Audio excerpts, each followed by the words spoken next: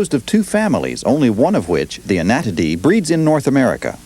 The Anatidae are a worldwide family of swimming birds which includes all swans, geese, and ducks. 148 species, having flattened bills edged with minute tooth-like ridges and tipped with a small, hard nail. The front three toes are connected by a web of skin. The plumage is structurally waterproof and is maintained by constant preening with oil produced by glands at the base of the tail. There are 42 species reliably breeding in North America. Most are strongly migratory. 8 groups are recognized: whistling ducks, swans, geese, wood ducks, dabbling ducks, meaning ducks that feed at the surface, bay ducks, sea ducks, and stiff-tailed ducks. The generic name Dendrocygna means swan of the trees, and the fulvous and black-bellied whistling ducks were formerly called tree ducks. The necks and legs are conspicuously long, and the stance is upright.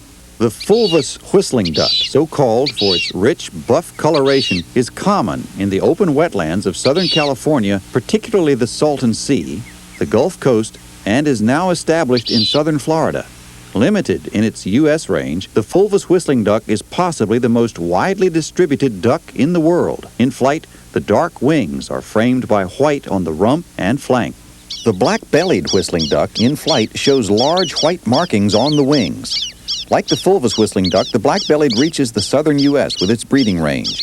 Perched, it is a darkish bird with chestnut upper parts and a black belly. The bill is red and the legs are pink. In flight, the wings show large white markings. Look for the black-bellied whistling duck during the breeding season along woodside waters in the south of Arizona, Texas, and Florida. With a wingspan of 7 feet and weighing up to 18 pounds, the tundra swan is a massive bird, yet it is the smallest of North America's 3 breeding swans. It is also the most numerous, with perhaps 100,000 individuals nesting in the extreme high Arctic and wintering mostly along the Pacific coast and on Chesapeake Bay and Currituck Sound. The plumage is pure white in adults, and the neck is held straight. Immatures are dusky gray on the head and neck. A small yellow teardrop mark at the upper corner of the tundra swan's black bill differentiates it from the even larger and much rarer trumpeter swan. By 1933, we had converted all but 66 of the known trumpeter swans to powder puffs and hat decorations. Desperate conservation measures resulted in 2 distinct populations: a migratory flock of perhaps 1,500 nesting in Alaska and British Columbia and wintering along the Canadian Pacific coast, and a larger number of sedentary birds established in parks and refuges in the northwestern U.S. Back from the door of extinction, the snow-white trumpeter sounds again in the northern wilds. The trumpeter is easily confused with the tundra swan where the ranges overlap, but note the trumpeter swan's larger size and the lack of yellow on the bill. The young are uniform dusty gray with a pink bill. The size is awesome. A 38-pound male with wings spanning 8 feet 2 inches is recorded. At an extreme weight of 50 pounds, the male mute swan may be the world's heaviest flying bird. This swan of old-world castle moats was introduced in the last century to ornament the grand estates on Long Island, and wild populations now breed in lakes and estuaries from New England to Virginia and locally inland to Lake Michigan. In contrast with the straight-necked trumpeter and tundra swans, the mute swan curves its neck in a graceful S. A dark bulb protrudes from the base of the orange bill. Except for defensive or aggressive grunts and hisses, the mute swan is mute. Immatures are duskier and lack the dark bulb. Geese are between swans and ducks in size, and the sexes are similar. The greater white-fronted goose is a brownish-gray goose with a wingspan of about 5 feet. The pinkish bill, surrounded by a white muzzle, present the white front for which the bird is named. The belly is irregularly and variably barred with black. White shows above and below the dark tail. The feet and legs are orange. Immatures lack the barring on the belly and the white muzzle.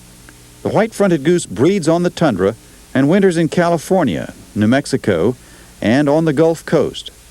A dark race called the Tule goose breeds near Anchorage and winters in the Sacramento Valley. There are two white geese in North America, the snow goose and the smaller, rarer, and more localized Ross's goose. Both have black wingtips and pinkish legs and bills. The snow goose's bill is edged in what appears to be black lipstick. Immatures are dusty gray. The North American population of almost 2 million snow geese fills the skies on its wintering grounds with hoops like children playing. The snow goose comes in two color phases, white and blue, until recently considered separate species. A bird born into a color phase will be so marked all its life. The blue phase has a very dark body, a white head, and varying amounts of white on the neck. It travels the Mississippi Flyway and winters mostly along the Gulf Coast. Heavy concentrations of the white phase winter inland in California and on Chesapeake Bay and Currituck Sound, as well as sharing the Gulf wintering grounds with the blue phase. White with black wingtips, Ross's goose is marked identically to the white phase snow goose except that it lacks the black lipstick. The neck and bill are comparatively shorter and the bird is significantly smaller. Immatures are almost as white as adults. Ross's goose lacks the joyous voice of the snow, calling in weak grunts and rattles. The entire population of about 100,000 nests within a small territory on the high tundra of central Canada and winters mainly in California's Central Valley. Nesting in coastal Siberia and Alaska, the emperor goose feeds on shellfish and seaweed and rarely ventures far from Arctic waters. In winter, the white head and nape of the emperor goose grace the barren rocks of the Aleutian Islands, the southern limit of this handsome bird's range. Were it to winter in the lower 48 states, the scaly slate-gray body would cause it to be confused often with the blue phase snow goose, the principal distinction being the emperor goose's black throat and all-white tail, scaled appearance, and orange legs and feet. A small, dark sea goose winters in the bays and estuaries of both coasts, eating eelgrass and other aquatic plants and rafting at sea to rest. The bird is called simply brant. Brant wintering on the Atlantic coast are lighter on the undersides than the Pacific race, until recently considered a separate species. On Pacific birds, a white necklace is visible, but this marking is limited to white spots on the sides of the neck in the Atlantic race. The head, neck, and upper parts are sooty black. White is visible above and below the tail in flight, and when the bird tips up to graze on submerged plants. For many who live in the U.S., the call of the Canada goose is the voice of autumn, and the long, precise formations track the comings and goings of winter. Upwards of 2 million of these dark, bugling birds journey thousands of miles from nesting grounds all across North America to winter on our temperate inland and coastal waters. Some breed in the east. 10 or more races range in size from the cackling goose, hardly larger than a mallard, to the giant Canada goose, recorded at 24 pounds with a wingspan of 7 feet. All have a black head and neck, white cheek and throat, and gray-brown back. White shows at the base of the black tail. The management and welfare of this magnificent bird are of intense interest to nature lovers.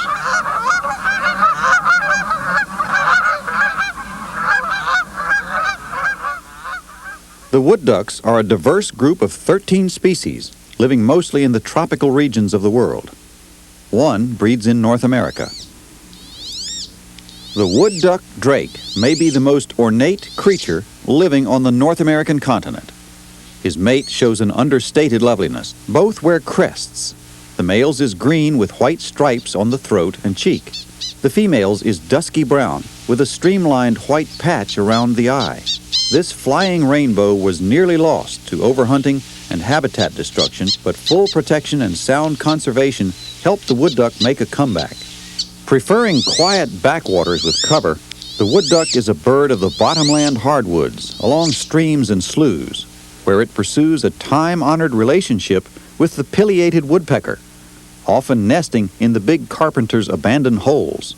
Important in the wood duck's recovery are man-made nesting boxes, from which the hatchlings can tumble directly into the water. Ducks which feed on the surface and have the ability to leap directly to flight without a takeoff run are called dabbling ducks. There are 9 species breeding in North America. The males are generally colorful, and the females wear mottled brown plumage in all seasons. The teal are the smallest of the dabbling ducks, and the green-winged is the smallest of the teal.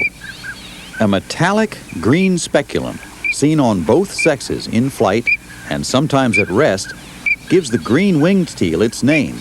A broad arc of green marks the rusty head of the drake, and a vertical streak of white parts the salt and pepper gray of the sides. The heads of both sexes have a hint of a crest. Flocks of a dozen or more stick tightly together in swift maneuvering flight. The cosmopolitan green-winged teal's North American population breeds across the northern part of the continent and winters coast to coast. A conspicuous white crescent marks the otherwise dark head of the drake blue-winged teal, and there is a white patch on the flank. The sky blue inboard front half of the wing is conspicuous as the duck vaults from the water and provides the best in-flight identifier for both sexes. At rest, the hen is a mottled, dusty brown. The blue-winged teal nests in prairie potholes and winters inland along the southeastern coasts. The bill of the cinnamon teal is longer and broader than the bills of other teal. The female is an unpatterned rusty brown, slightly darker than the female blue-winged teal. This flock of blue-winged teal includes a cinnamon teal drake, colored just as it is named. Like the blue-winged teal, the cinnamon teal's leading edges are light blue. The cinnamon teal is strictly a western bird, rarely seen east of the Rockies. It winters from California's Central Valley southward. The similar sexes of the black duck are brownish and are easily confused with the female mallard. In flight, the black duck's dark body contrasts with the white underwings, and the burnt toast body is distinctly darker than the head. Both sexes of the black duck flash a purple speculum. The speculum of the mallard is dark blue. Dabbling for aquatic plants and animals, the mallard drake bears the unmistakable metallic green head, white collar, burgundy breast, and curled tail ornaments. All domestic ducks, except for the muscovy, are hybrids of the mallard. Probably the most plentiful of waterfowl worldwide, the North American population of wild mallards averages about 10 million. The black duck is principally an eastern bird. The tail of the northern pintail drake is a feathered spike, recognizable even as a silhouette. The purplish-brown head and slender neck are marked by a thin vertical white stripe. The female bears the mottled brown cloak of most of the other dabbling ducks. Her tail is long, but lacks the central spike. Plump bodies and slender necks characterize both sexes. North America's 5 million pintails nest on prairie sloughs and tundra pools across the northern vastness. They winter on marshes, bays, and estuaries across the southern half of the U.S. Some find the winter warmth of the Hawaiian Islands worth the 2,000-mile flight. The long, scoop-like bill of the northern shoveler is diagnostic for both sexes, but the male's green head promotes confusion with the mallard drake. The shoveler's white breast and rusty sides reverse the mallard's pattern. The shoveler is more closely related to the teal, with whom it shares the blue-gray wing coverts visible in flight. Built for straining plant and animal matter from the surface and shallows, the broad bill is the most highly developed feeding organ among the dabbling ducks.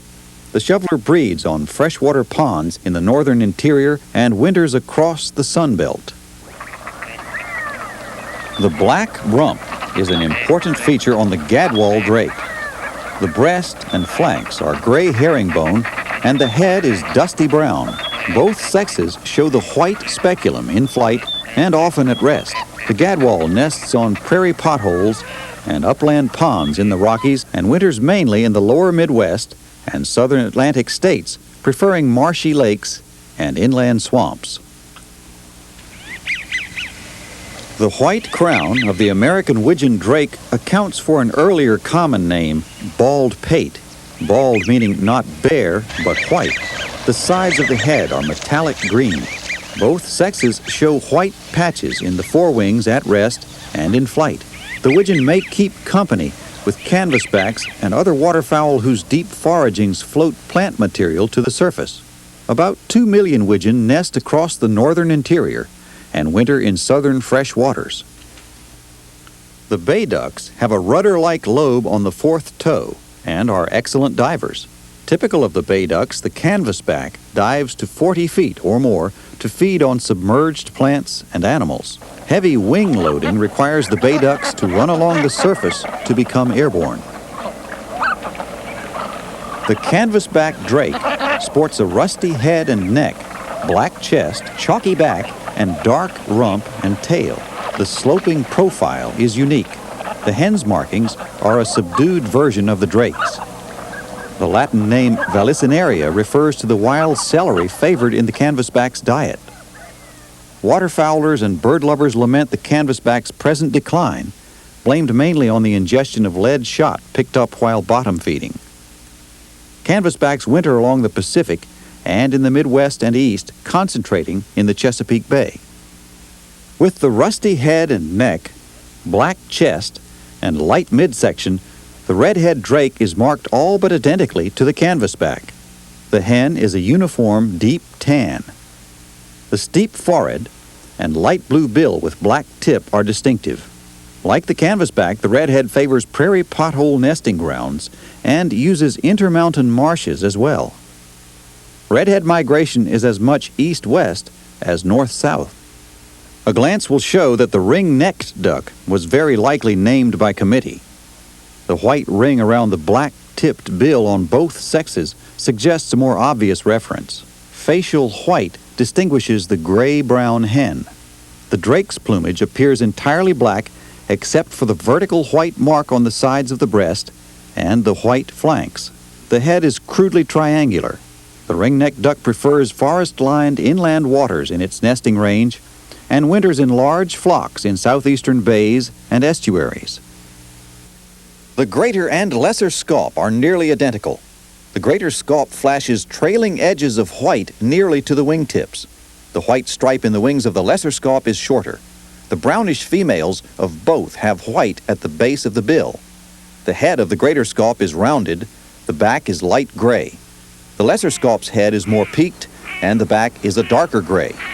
Bluebill is a folk name for both. Wintering principally on the Atlantic coastline, the greater scaup favors open salt water. The lesser scaup keeps to fresh water, wintering across the southern U.S. and up the Mississippi to the Great Lakes. The sea ducks are deep diving ducks of coastal and inland waters.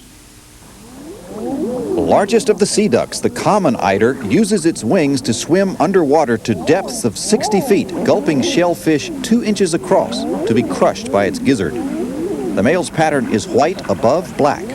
The female's rich brown back and flanks are barred. Immature males resemble the female, but the breast is white, and there are white patches in the wing. The long, sloping profile of the bill is distinctive.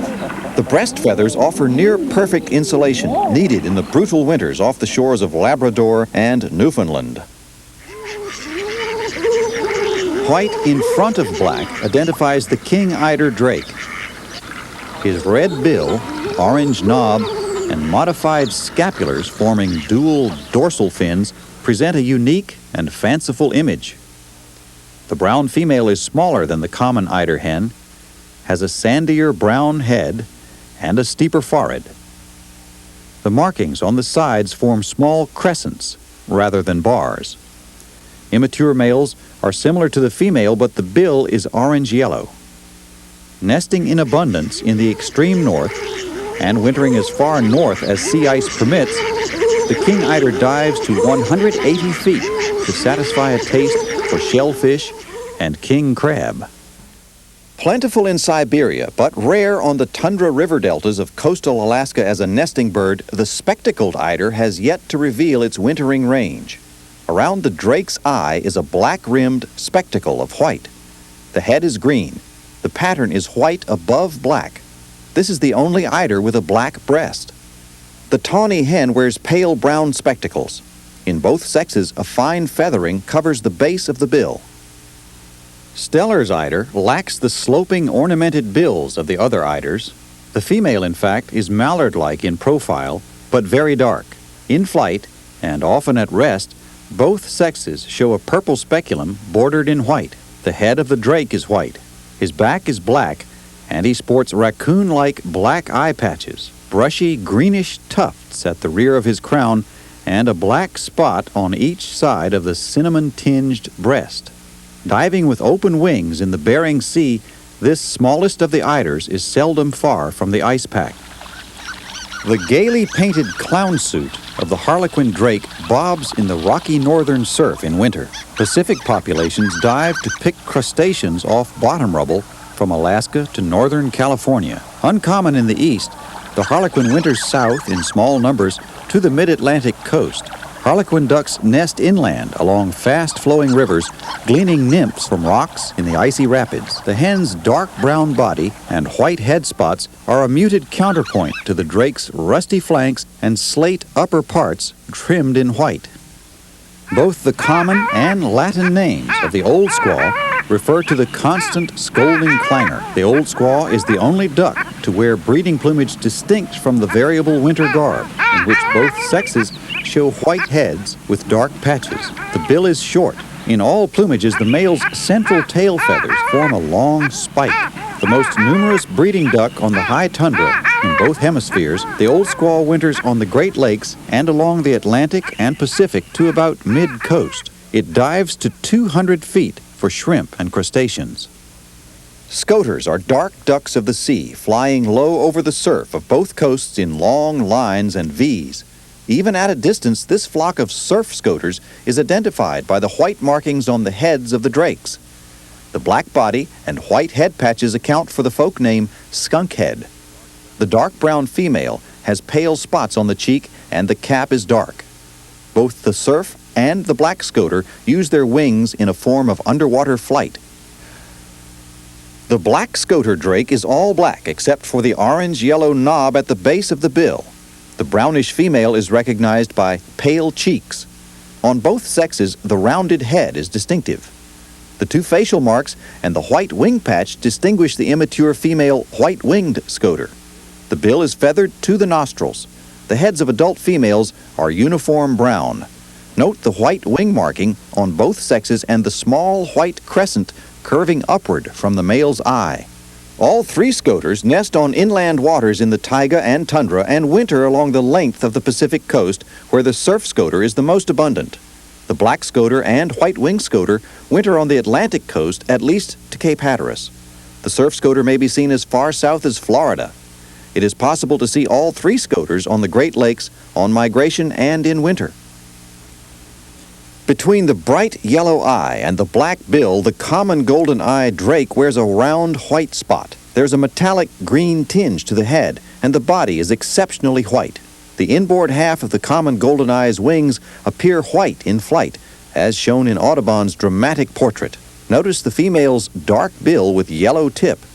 The wide-ranging common golden-eye nests on ponds in the northern forests and winters, usually in small groups, on inland lakes and coastal bays. It is numerous on the Great Lakes. The white mark on the face of the male Barrow's goldeneye is crescent-shaped. The head is purplish, and a dark line extends down the side of the breast toward the waterline. The females of both goldeneyes have brown heads and smoky sides, but the Barrow's hen is overall a darker bird. Notice, too, the orange-yellow bill of the Barrow's hen. The forehead of the Barrow's hen is steeper than that of the common. Most Barrow's goldeneyes nest in Alaska and the Canadian Rockies. A smaller population breeds in eastern Canada and winters casually as far south as Long Island. The bufflehead drake shows a wedge of white radiating from the eye and a bold contrast between the black back and white sides.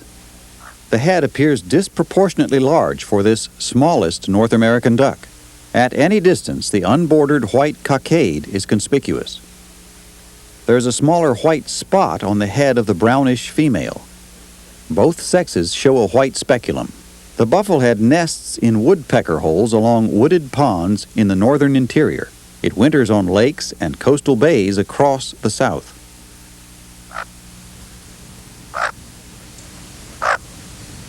Like the bufflehead, the male hooded merganser sports a white crest against a black head, but the merganser's crest is edged in black.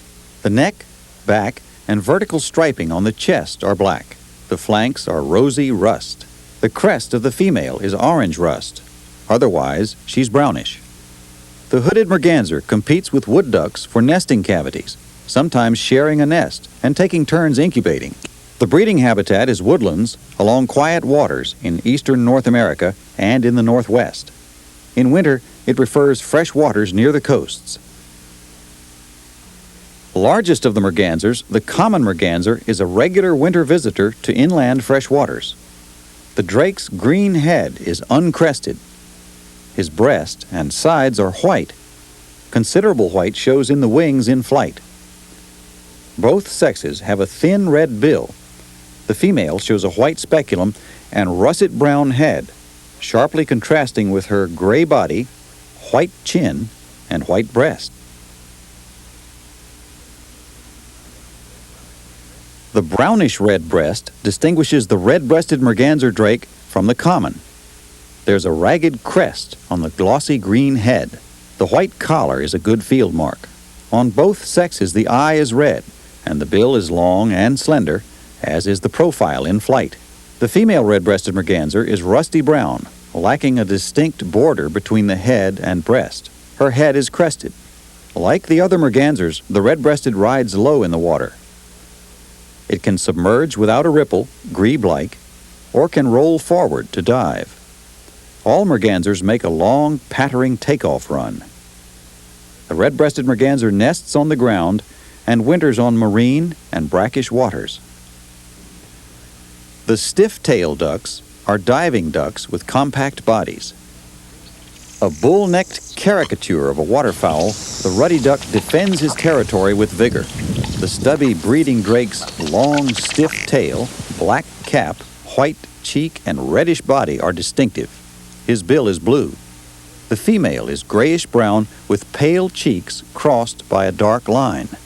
In winter, the male becomes dingy gray with white cheeks. The chunky profile and stiff tail pointing upward are good field marks.